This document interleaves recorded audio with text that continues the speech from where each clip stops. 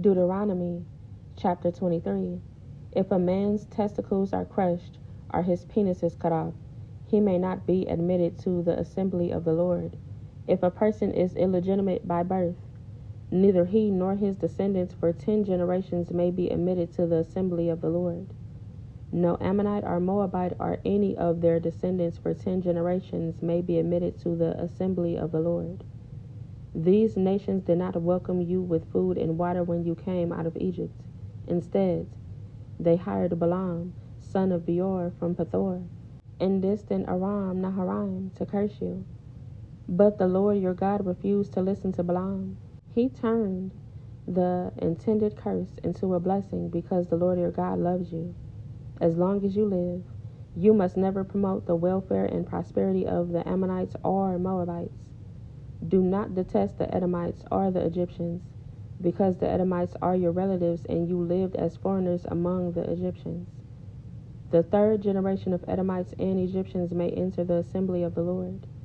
When you go to war against your enemies, be sure to stay away from anything that is impure. Any man who becomes ceremonially defiled because of a nocturnal emission must leave the camp and stay away all day. Toward evening he must bathe himself, and at sunset he may return to the camp. You must have a designated area outside the camp where you can go to relieve yourself. Each of you must have a spade as part of your equipment.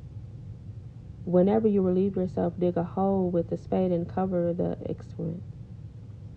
The camp must be holy, for the Lord your God moves around in your camp to protect you and to defeat your enemies.